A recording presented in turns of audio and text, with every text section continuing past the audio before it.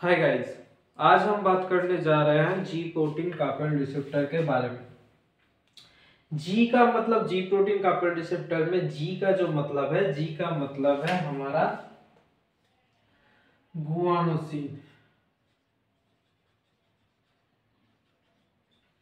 Guanosine क्यों है? हमारा जो जी प्रोटीन कापेल रिसेप्टर है उसको हम और कौन कौन से नाम से जानते हैं। एक है हमारा हेप्टा हेलिकल रिसेप्टर,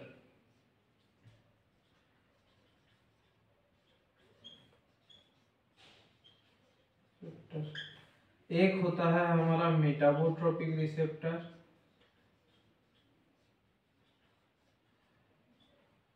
और एक होता है हमारा शार्पेंटाइन रिसेप्टर। शार्पेंटाइन क्यों हम कहते हैं और हेप्टा हेलिकल क्यों कहते हैं? हमारा जो जी प्रोटीन कापेल रिसेप्टर होता है उसका जो हेलिक्स होता है, ये वाला जो हिस्सा होता है, उसका नंबर है 7, 1 2 3 4 5 6 7। ठीक है। हमारा जो जी प्रोटीन कापेल रिसेप्टर है वो उसका कुछ हिस्सा एक्स्ट्रा सेलुलर में रहता है और कुछ हिस्सा इंट्रा सेलुलर में रहता है, मतलब कि सेल के बाहर कुछ हिस्सा रहता है और सेल के अंदर कुछ हिस्सा रहता है। और सेल के अंदर जो हिस्सा रहता है उस पे जीडीपी अटैच होता है। जीडीपी क्या है? Guanosine diphosphate. ठीक है, इसलिए हम इसको जी प्रोटीन कापेल रिसेप्टर कहते हैं। अब हमने पिछले वाले क्लास में क्या कहा था? हमारा जो जी प्रोटीन कापेल रिसेप्टर है वो मेनली 4 सब टाइप के होता है। एक होता है जी एस, एक होता है जी आई, एक होता है जी क्यू, एक होता है जी जीरो। ठीक है। हमारा जो जी एस होता है, अब लिख सकते हैं यहाँ पर, आपको दिखाई दे रहा है? अब लिख सकते हैं यहाँ पर हमारा जो जी एस है वो स्टिमुलेटरी होता है। ठीक है। हमारा जो जी आई होता है वो इनहिबिटरी होता है, मतलब कि इनहिबिट करते हैं। और जो जी क्यू है वो कॉन्ट्रैक्टरी होते हैं। ठीक है। और जो जी जीरो होता है वो मेनली हमारा जो आयन चैनल रिसेप्टर्स है उसके ओपन और क्लोज में हेल्प करते हैं। तो जी जीरो बहुत इंपॉर्टेंट नहीं है, हम ये 3 मान के चलेंगे, जी एस, जी आई और जी क्यू। ठीक है। अब समझने की सुविधा के लिए हम ले लेते हैं पहला हमारा जो होता है जी क्यू। ठीक है, हम जी क्यू को समझने की सुविधा के लिए पहले लेते हैं। ठीक है। स्टिमुलेटरी, इनहिबिटरी, कॉन्ट्रैक्टरी क्यों होते हैं वो हम अब बोलेंगे। ठीक है। अब हमारा जो जी क्यू होता है वो तो 7 हेप्टा हेलिकल मॉडल फॉलो करता है। ये जो जीडीपी प्रोटीन है ना, इसका एक सब यूनिट होता है, मतलब कि ये ऐसे ऐसे पार्ट करके बना हुआ होता है। इसका सब यूनिट होता है, एक अल्फा सब यूनिट होता है और एक बीटा और गामा सब यूनिट होता है। ठीक है। ये हमारा जो सेल है ना, ये हमारा माने कि ये हमारा सेल है। ठीक है। सेल पे ऐसे रहता है और यहाँ पर हमारा जो जीडीपी होता है, इसका जो अल्फा बीटा सब यूनिट होता है ये रहता है। अब ये जो प्रोटीन, ये जो हमारा जो एंजाइम है ना, ये जो लाल वाला हिस्सा है एक एंजाइम है, इसको कहते हैं फॉस्फोलाइपेज सी। फॉस्फोलाइपेज सी। ठीक है। अब क्या होता है इसका जो मैकेनिज्म होता है, ये क्या होता है?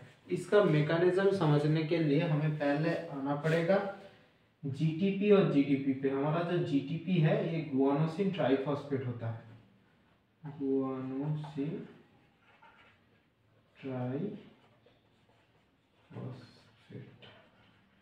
ठीक है। अब ये गुआनोसिन ट्राइफॉस्फेट आके, जीटीपी आके इस जीडीपी को रिप्लेस कर देता है, मतलब कि जीडीपी के जगह पे हमारा जीटीपी आ जाता है। ठीक है। जीटीपी आकर इस जो अल्फा सब यूनिट है ना, ये जो अल्फा सब यूनिट है इस पे एटीपीएस प्रॉपर्टी दिखाता है, मतलब कि एटीपीएस प्रॉपर्टी दिखाता है। इस एटीपीएस प्रॉपर्टी क्या करता है, हमारा जो फॉस्फोलाइपेज सी है ना, फॉस्फोलाइपेज हमारा यहाँ पर प्राइमरी मैसेंजर की तरह काम करता है। प्राइमरी मैसेंजर मतलब क्या, हमारा जो मैसेज को प्राइमरीली एक जगह से दूसरे जगह पर ले जाता है, ठीक है। तो ये हमारा फॉस्फोलाइपेज सी हमारा प्राइमरी मैसेंजर की तरह काम करता है। अब एटीपी का मतलब क्या है, एडिनोसिन ट्राइफॉस्फेट, ठीक है, एपीटी मैंने लिख दिया, ये होगा एटीपी, ठीक है। एटीपी का मतलब क्या है, एडिनोसिन ट्राइफॉस्फेट, ठीक है, ठीक है। वो जो एटीपी है, उस एटीपी का जो फॉस्फेट बॉन्ड जब ब्रेक होगा वो हमसे क्या करेगा, वो हमको एनर्जी शो करेगा। ऐसे ही वो हमारा जो फॉस्फोलाइपेज सी है ना, जो एंजाइम है, वो प्राइमरी मैसेंजर की तरह काम करता है। इसको थोड़ा समझ लेना, ये प्राइमरी मैसेंजर है। इसको एटीपी जो अल्फा सब यूनिट जीटीपी आके जीडीपी को रिप्लेस कर देगा, और उसका जो अल्फा सब यूनिट है उससे एटीपीएस प्रॉपर्टी दिखाएगा, और ये एटीपीएस प्रॉपर्टी हमारा जो फॉस्फोलाइपेज सी है ना, इसको एक्टिवेट कर देगा। एक्टिवेट कैसे करेगा, मैंने क्या कहा था, फॉस्फेट बॉन्ड है उसको ब्रेक डाउन करेगा तो एनर्जी शो करेगा, एनर्जी इसको एक्टिवेट करेगा। अब एक्टिवेट करके ये क्या बनाता है, ये बनाता है PIP2, मतलब कि PIP2 का मतलब फुल फॉर्म आप लिख लीजिए, PIP2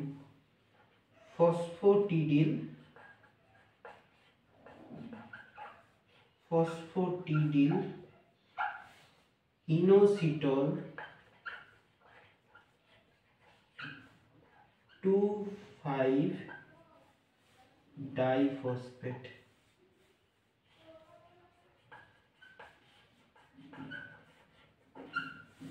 ठीक है, फॉस्फोटिडिल इनोसिटोल डाइफॉस्फेट। अब ये क्या करता है, ये जो PIP2 है ना, ये दोनों पार्ट पे डिवाइड हो जाता है। एक दिखाता है हमारा IP3 पाथवे, और एक दिखाता है हमारा DAG पाथवे, ठीक है। अब IP3 क्या है, IP3 का फुल फॉर्म है इनोसिटोल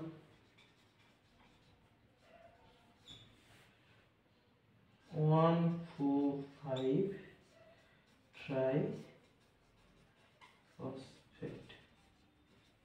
ठीक है, इनोसिटोल 1,4,5 ट्राइफॉस्फेट। और DAG का फुल फॉर्म क्या है, हमारा जो DAG है, आपको दिखाई दे रहा है, हमारा जो DAG है उसका फुल फॉर्म है डाई एसाइल ग्लाइसेरॉल। इसको थोड़ा याद रखना पड़ेगा, कुछ करने वाला कुछ नहीं है, ग्लाइसेरॉल, ठीक है। अब ये दोनों पाथवे को ये एक्टिवेट कर देता है, और IP3 से क्या बनता है, IP3 से हमारा जो फॉस्फोकाइनेज सी है ना, वो एक्टिवेट हो जाता है और फॉस्फोराइलेशन कराता है। फॉस्फोराइलेशन से क्या होगा, हमारा जो सेल मेम्ब्रेन है ना, इसमें पोर्स बन जाएगा, ठीक है, इसमें पोर्स बन जाएगा फॉस्फोराइलेशन से। इस पोर्स से हमारा जो पॉजिटिव आयंस है वो बॉडी के सेल्स के अंदर घुस जाएगा, और सेल्स के अंदर जितना पॉजिटिव आयन घुसेगा ना, उतना सेल एक्टिव होता जाएगा, ठीक है। एक नंबर पॉइंट होता है। और 2 नंबर पॉइंट क्या होता है, ये जो हमारा DAG है ना, इससे ये हमारा जो सार्कोप्लाज्मिक रेटिकुलम है उसके ऊपर कैल्शियम आयन को लाएगा। अब कैल्शियम आयन क्या करता है, कैल्शियम आयन करता है हमारा जो सेल है ना, उसको कॉन्ट्रैक्ट करता है। अब याद रखना, कैल्शियम आयन मतलब कि कॉन्ट्रैक्शन, कैल्शियम आयन कॉन्ट्रैक्ट करता है, हमारा सेल को कॉन्ट्रैक्ट करता है। सेल को जितना कॉन्ट्रैक्ट करेगा उतना ज़्यादा हमारा जो सेल उतना एक्टिवेट होगा। हमारा जो सेल है, मैंने अगले वाले अगले नहीं पिछले वाले क्लास में बताया था कि हमारा जो सेल होता है ना, हमारा सेल्स 70 मिली वोल्ट करके एक रेस्टिंग पोटेंशियल होता है। उस रेस्टिंग पोटेंशियल से अगर ये रेस्टिंग पोटेंशियल पे थोड़ा क्लियर कर लेता हूं मैं, थोड़ा सा क्लियर कर लेता हूं मैं। हमारा सेल का जो रेस्टिंग पोटेंशियल है ना, हमारा सेल का जो रेस्टिंग पोटेंशियल है वो माइनस 70 मिली वोल्ट है। ठीक है, हमारा सेल का जो ये मतलब मानिए तो सेल है तो इसका रेस्टिंग पोटेंशियल हमारा -70 मिली वोल्ट है। इसमें ये हमारा हो गया पोलराइज्ड सेल।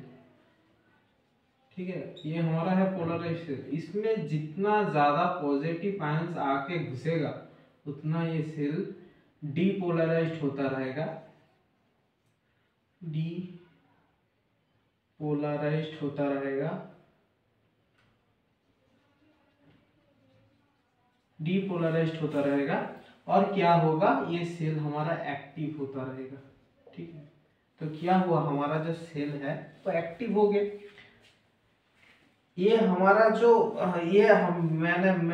ये जो GQ है इसको मैं समझा पाया हूँ, ये आशा करता हूँ, क्योंकि ये बहुत क्रिटिकल पोर्शन है। क्रिटिकल पोर्शन क्यों है, ये हमारा जो GQ है ना, ये दोनों बातों को फॉलो करता है। एक करता है क्या, एक हमारा सेल का अंदर डिपोलराइजेशन कराता है, ठीक है, और एक कराता है कि कॉन्ट्रैक्शन करवाता है। ठीक है, अगर GQ बातों कोई सेल फॉलो कर रहा है तो मेनली याद रखना वो कॉन्ट्रैक्शन ही कराएगा। ठीक है, कॉन्ट्रैक्शन करा के अगर मानिए कि हमारा कोई एक रिसेप्टर का जो पाथवे है वो GQ है, मतलब कि हमारा जो कोई भी रिसेप्टर हो उसका अगर पाथवे GQ है तो वो कॉन्ट्रैक्शन करवाएगा। कॉन्ट्रैक्शन मतलब कि सेल का जो डिपोलराइजेशन भी उसके साथ होगा, सेल एक्टिव होगा और हमारा वर्क सेल वैसे ही वर्क करेगा। उसके अकॉर्डिंग हम क्या बोले थे कि रिसेप्टर के अकॉर्डिंग हम ड्रग्स दे सकते हैं, उसको इनहिबिट करना है या स्टिमुलेट करना है वो हम जान सकते हैं। अगर हमको पता है कि इस सेल को इनहिबिट करें और जो काम कर रहा है उसको इनहिबिट करें या स्टिमुलेट करें, तो हम आसानी से जान सकते हैं कौन सी ड्रग्स देने पड़ेंगे। ठीक है, अब हम आते हैं हमारा दूसरा वाला पॉइंट पे। इसको हम थोड़ा सा इरेज कर देते हैं। हमारा दूसरा वाला जो पॉइंट है वो है GS, मतलब कि स्टिमुलेटरी। ठीक है, अब हमारा जो GS है ना, उसमें अगर ड्रग्स यहाँ आके बाइंड किया, इस पे भी ड्रग्स बाइंड करेगा। ठीक है, ये मैं थोड़ा बोलना भूला, अगर ड्रग्स बाइंड करने के बाद ही इसमें GTP काम करेगा। ठीक है, GS में भी हमारा ड्रग्स आके, थोड़ा सा इंक फेड हो रहा है, हमारा ड्रग्स आके, जो ड्रग्स है वो आके बाइंड कर रहा है। ठीक है, अब यहाँ पर एक ही मैकेनिज्म होगा, GTP आएगा और GDP को रिप्लेस करेगा और अल्फा सब यूनिट को ATP जो प्रॉपर्टी है वो दिखाएगा। अल्फा सब यूनिट एक्टिवेट होके एटीपेज, और बीटा और गामा जो सब यूनिट है उसका कोई काम नहीं है, रोल नहीं है। अल्फा जो सब यूनिट है वही हमारा एटीपेज प्रॉपर्टी दिखाता है। अब यहाँ पर हमारा जो G प्रोटीन कपल्ड रिसेप्टर है, GS करके, G स्टिमुलेटरी रिसेप्टर है, ये आके बाइंड किया, ये हमारा एटीपेज प्रॉपर्टी दिखाया। यहाँ पर हमारा जो प्राइमरी मैसेंजर है ये अलग है, ये क्या हो जाएगा, ये हमारा हो जाएगा एड्रिनाइल साइक्लेज पाथवे।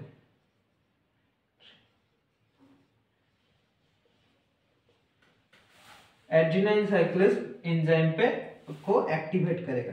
एड्रिनाइल साइक्लेज एंजाइम क्या करेगा, हमारा जो एड्रिनाइल साइक्लेज है वो हमारा जो ATP है ना, ठीक है, ATP को ब्रेक डाउन करके, अच्छा ठीक है, पहले इसको बोल देता हूँ, ATP को ब्रेक डाउन करके ADP करेगा और एडीपी से एएमपी होगा, मतलब कि बार बार फॉस्फोराइलेशन कर रहा है, ठीक है। एडीपी को ब्रेक डाउन करके एएमपी करेगा और एएमपी क्या फॉर्म करेगा, क्योंकि यहाँ पे साइक्लेज है, मतलब कि साइक्लोराइजेशन रिएक्शन होगा और सीएएमपी करेगा, ठीक है। पहले एटीपी से एडीपी करेगा, एडीपी से एएमपी करेगा, एएमपी से सीएएमपी, मतलब साइक्लिक एएमपी फॉर्म करेगा। ये जो साइक्लिक एएमपी है ये हमारा जो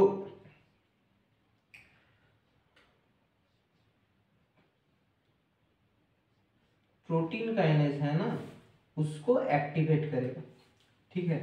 और प्रोटीन काइनेज को एक्टिवेट करके फिर से फॉस्फोराइलेशन कराएगा, फिर से फॉस्फोराइलेशन होगा तो क्या होगा, यहाँ से हमारा जो आयंस है वो अंदर जाएगा, पॉजिटिव आयंस, और हमारा डिपोलराइजेशन होगा और सेल क्या होगा, एक्टिव होगा, ठीक है। इसको हम कहते हैं एड्रेनाइन साइक्लेज पाथवे। और ये जो हमारा है इसको हम कहते हैं, क्या कहते हैं, IP3DAG पाथवे, ठीक है।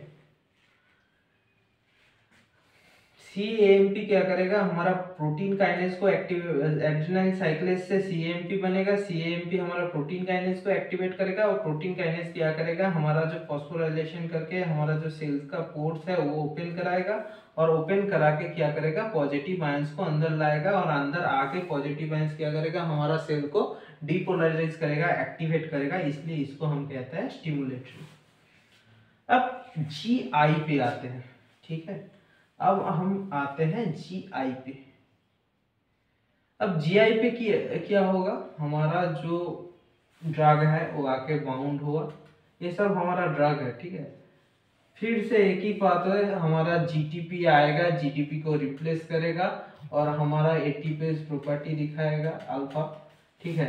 अल्फा एटीपेज प्रॉपर्टी दिखाकर क्या करेगा, हमारा जो एड्रेनाइन साइक्लेज है ना उस पे काम कर रहा था। एड्रेनाइन साइक्लेज जो पाथवे है इस पे हमारा जो अल्फा प्रॉपर्टी है, एटीपेज प्रॉपर्टी है, उस पे काम कर रहा था और पीके को एक्टिवेट कर रहा था तो साइक्लिक एएमपी बनकर। अब अगर ये इनहिबिट हो गया तो क्या हमारा यहाँ पर सेल का पोर्स ओपन होगा, ओपन नहीं होगा। और ओपन नहीं होगा क्या हमारा सेल डिपोलराइज्ड होगा, नहीं होगा।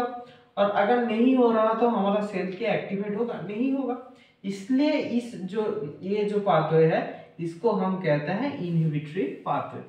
अब जी प्रोटीन का अब G0 हमने कहा था कि कुछ आयन चैनल्स को ओपन करने में हेल्प करता है, इसलिए हमारा जो G0 है वो बहुत इंपॉर्टेंट नहीं है।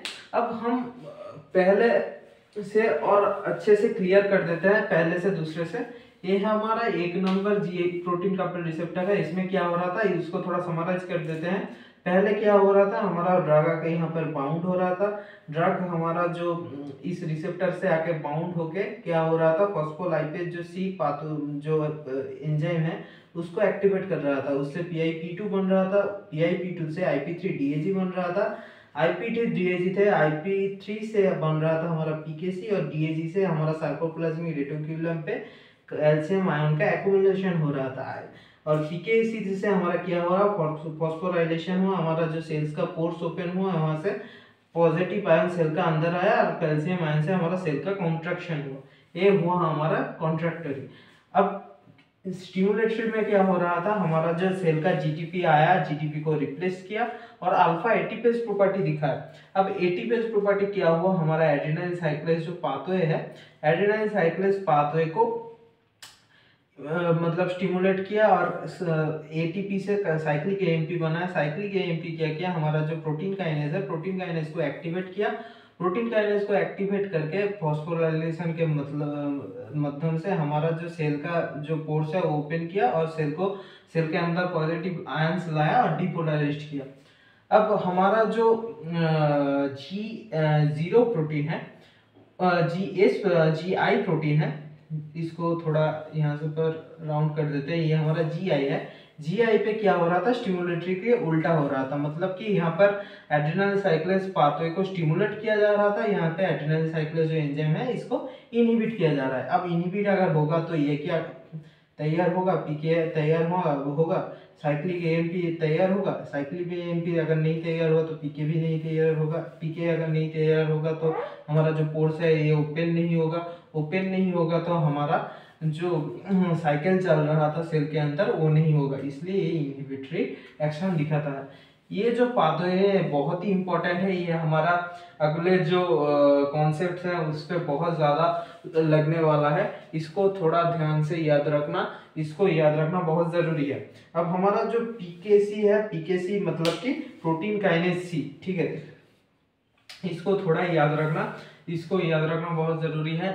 अगले वाले क्लास में हम ligand gated ion channel receptors के बारे में बताएंगे। अगर आपको हमारा जो क्लासेस होता है उसको अच्छा लगता है, उसमें पढ़ना अच्छा लगता है, तो मिस्टर कोलोजिस्ट करके जो चैनल है उसको आप सब्सक्राइब करें और ऑल वाले बटन पे क्लिक करें, हमारा जो नोटिफिकेशन आता है वो पाने के लिए। आज के लिए आशा करता हूँ आपको जो ये जो कॉन्सेप्ट है जी प्रोटीन कपल रिसेप्टर का, ये थोड़ा थोड़ा करके आपको समझ में आया। अगर समझ में नहीं आता है तो हमको कमेंट में बता सकते हैं। पूरा जो हमारा जनरल फार्माकोलॉजी का जो चैप्टर है उसके बाद में हम मिसलेनियस करके एक समराइजेशन पार्ट लाएंगे, उसमें हम अगर आपको मतलब कि ये समझ नहीं आता तो हम उसमें पूरा बात फिर से रिपीट करेंगे और समराइज एक पोर्शन लाएंगे और जो बचा कुचा पार्ट है उसमें लाएंगे। ठीक है, आज के लिए इतना ही।